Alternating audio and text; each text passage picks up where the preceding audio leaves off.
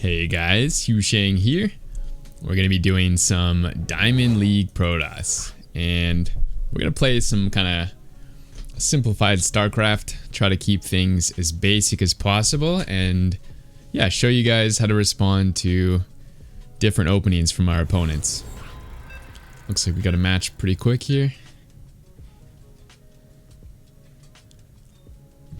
Alright, we're facing a Protoss player from the Neuro clan. That's GLHF. Okay, so PvP, we're gonna want to open up with 2 gates to keep things safe. And I think if our opponent expands, he'll have a little bit of an advantage, but this should be better overall for beginners because we don't have to worry about dying to any early attacks. So let's set up that opening. So it's basically 14 pylon, 16 gate. I also have a video on this build loader, Safe PvP, if you want to search for that. And I guess we can do a scout here, would be the simplest. So a gate scout. And then we're going to go double gas, one on 16, I believe. And then one on 18. And then we'll go for our gate. I'll try not to micro my probes and stuff, but at this point it's a habit for me, so if I do it, just ignore that. You don't need to do that. Let's chrono again. And then let's grab our cyber core. Okay, so it looks like he's doing the same thing. So the first thing I looked for when I was scouting is that he's playing 2 gate or 1 gate. And the next thing I want to look for is whether he's getting or whether he has all his pylons at his base or whether he's proxying. So we want to see 3. So we see 2 already. It's a good sign. And he shouldn't have it made yet because you can see we don't have ours yet. So we're going to make our first 2 units. We're going to go Stalker, Stalker, Warp Gate. And then we're going to get our pylon. Maybe let's put it up here a bit more. And now we're going to start looking for his 3rd pylon. No probes anymore because we want to get our expansion as quickly as possible. That's actually going to get you more money. Twilight Council. So this is very likely to be DTs. And we don't see a 3rd pylon. So he's probably going to proxy DT, is what this looks like to me. You require more Vespine gas. The nice way to think about how we're going to approach this situation is if he goes blank, there is a good tech response for us. And if he goes DTs, there's also a good tech response. And they happen to be the same thing, a robo. So we're just going to go robo here because it counters anything he could possibly do. You have not enough minerals. And then we're going to add a shield battery. And we're going to continue making stalkers here. You have not enough minerals. So I'm prioritizing the units. Now let's get the shield battery.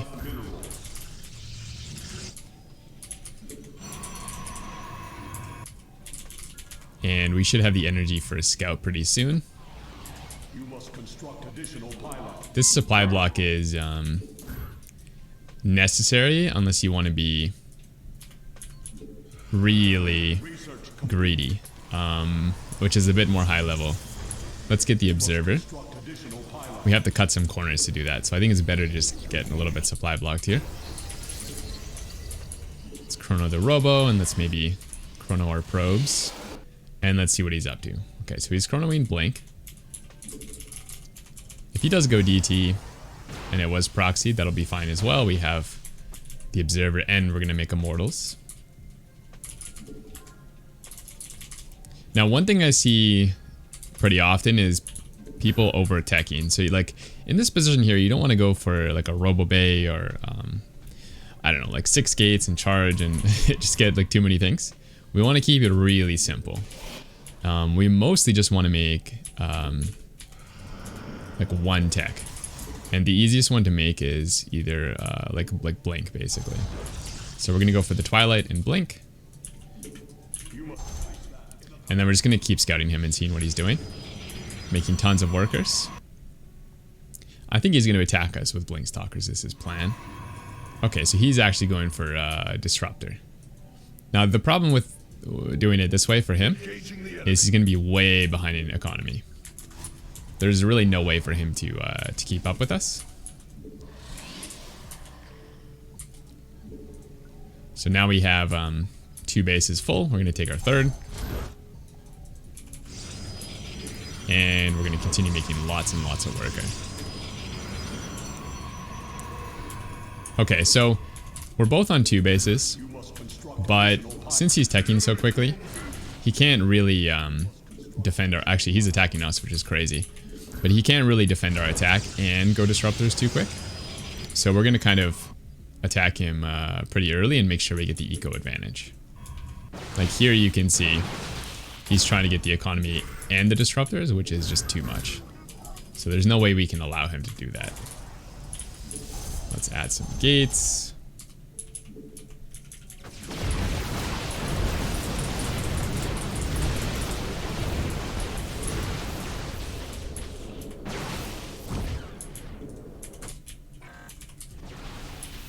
Now he's probably going to defend this, but he's not making workers while he does this. We're trading pretty okay. So we can always like pull back from this position and it'll be fine. As long as we're trading here.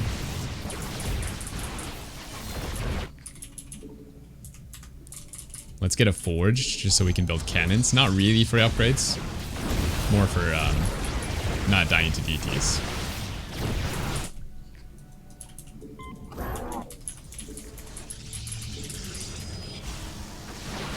So I think he's going to clean it up. I'm just going to stop watching that army. And we're going to focus on getting our production up. So ideally we want to have 6 gates. And then we can afford to mass stalker from there.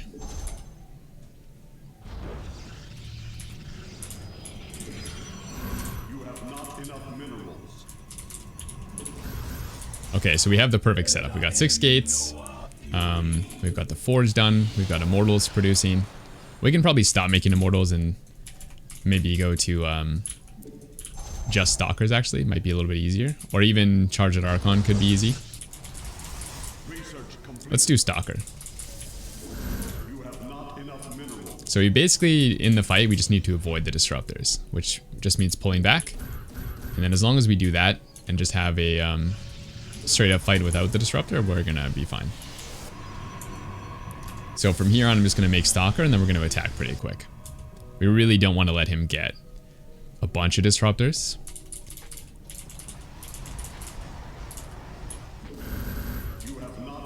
Alternatively, you could just take a 4th and kind of put pressure on him again. It's also a good option if you want to play things a little bit slower. Let's grab 1 cannon per base in case of DTs. And let's go attack.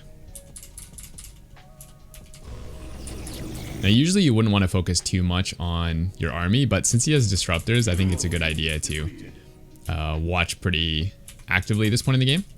And if you want to look away, you can always pull your army back like this, do like a warp in or something, and then come back. And then that way your army is not really in any risk of dying to disruptors. Okay, let's set up our prism here, and let's try to start a fight. Now, obviously, he has disruptors. He's gonna have like 2 or 3 at least, I would say. So we just gotta be ready to run away. And then go back in, and now he has no disruptors, and this is gonna be a much cleaner fight. Good time to make some pylons, I think. Target this.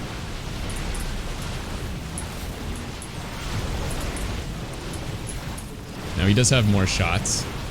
So you could go and kill them, I guess. Or you could try and split up as much as you can.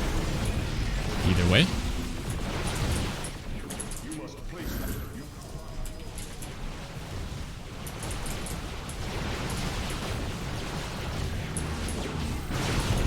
feel like that's the fancy way. I'm not sure if that's too hard or not.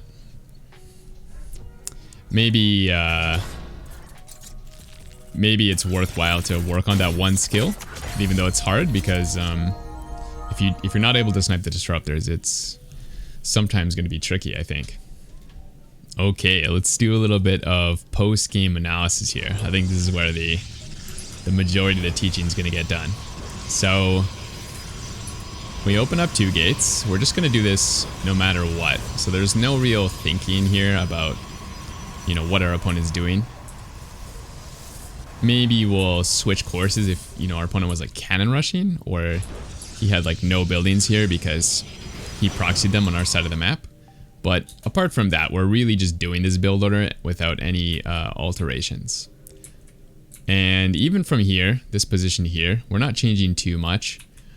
We would maybe go for a Twilight instead of a Robo in certain cases, like if we were playing against Stargate, or if we didn't know what he was doing.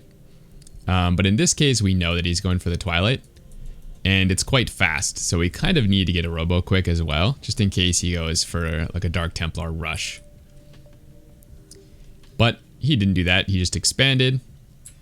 This is kind of a small mistake from our opponent, because he's going for the Twilight so quickly. He's hurting his economy for no reason, basically. And this current setup is really unsafe against a lot of stuff. So if you're a diamond player and you're doing something like this, you got to be really careful. For example, if I pause here and we go to my opponent's vision, you can see that he doesn't really know what we're up to. We could be doing a lot of things. We could be going for like a 4-gate, and the 4-gate warps in at 345 with 10 stalkers. So like if you look at the current setup here, it's not really safe against that. Like he's got a shield battery that's helping against, you know, like a 4-stalker poke, something really light. And he's going to get a Robo in case I go DT, but he's kind of playing in a way that's not good against everything, but it's trying to be good against everything. It just doesn't work if you do this. So it's important that you know what's going on more clearly. Or you can play like what I'm doing, where we're making lots more units, but delaying our tech buildings because they're not necessary so quickly, right? Like the difference would be if we got 4-gated here, we would have this warp in as well, because his stalkers would just be warping in. And so we can get 6 stalkers, 2 sentry, and the shield battery. And so we're totally safe against those really early attacks. Downside is our tech's later, but like I said, it doesn't really matter. We're focused on being safe. So that's the downside of his build. He's actually kind of having an advantage because he's doing this. Like his blink is so much faster than it's supposed to be. But yeah, that's fine though. Okay, so we run our observer through, and we see that he's chrono boosting his Twilight. So we know he's going for blink. But he could have like a proxy Dark Shrine. And so we're just going to take it, we're going to be very safe here and just make an observer no matter what. And I think, yeah, we didn't see the Robo Bay yet. He's going to get that soon. Very, very quick disruptors. So yeah, the best way to counter this is just to push pretty aggressively. So let's fast forward. We see him getting the disruptors here. And the standard game plan PvP is to go for a very quick 3rd. So that's what we're going to do. We're going to go grab that 3rd very fast. It's kind of the best way to do it because your main base runs out so fast out of minerals. So we really need to secure the 3rd base quickly. And if your opponent doesn't do that, he kind of just falls behind. So that's why the current meta is to not tech too fast into other things. And it's just to secure a 3rd quickly because it's so critical. He tries to poke us a little bit here, but we already have 2 immortals. And we're going to push across because we saw that he was trying to get a tech advantage and keep up with us in eco, which is quite a bit of stuff to be doing.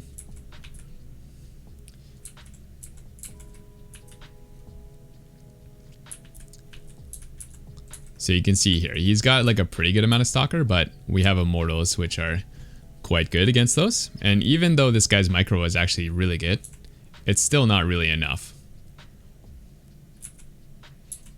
So we are able to push this pretty aggressively. And I don't really micro this too much. Like, I'm kind of just letting this do whatever. And what I was trying to show in the game is, in order to like defend this, he has to be cutting his workers. So if you look at the production tab here, he's kind of like winning this fight in a way, and it might seem bad on the surface, but if you look at, you know, this this period here, we're continuing to make workers. And so yeah, during this phase I actually secure a really big advantage. Not to mention we're trading pretty well, I believe, with the immortals. At least 50-50, a little bit better than that.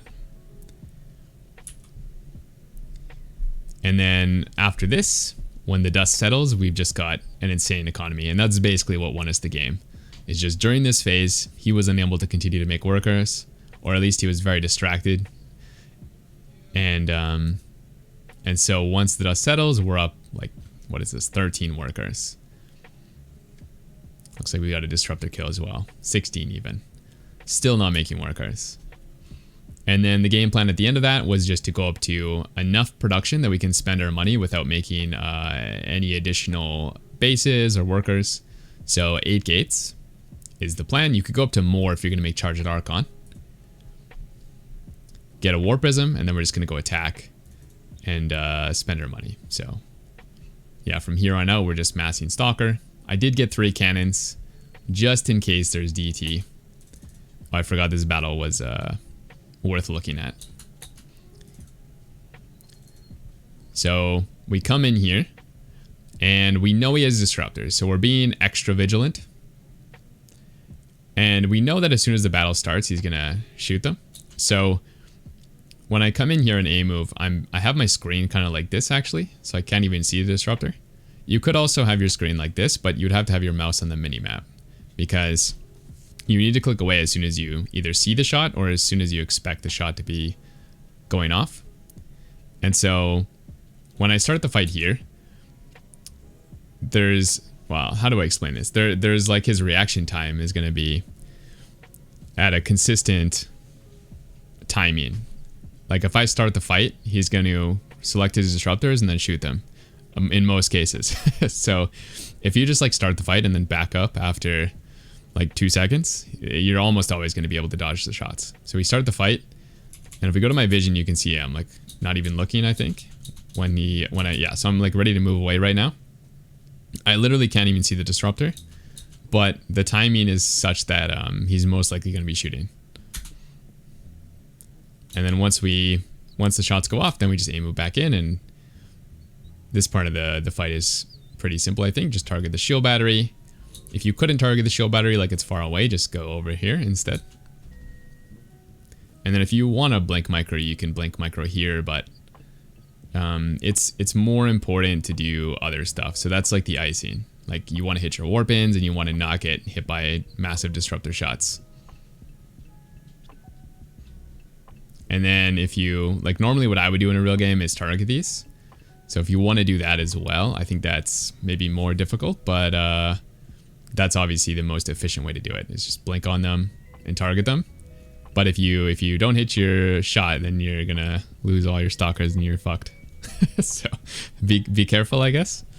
Yeah, so hopefully that was instructive. I mean, this MMR is already pretty strong, so we have to be doing a lot of things correct.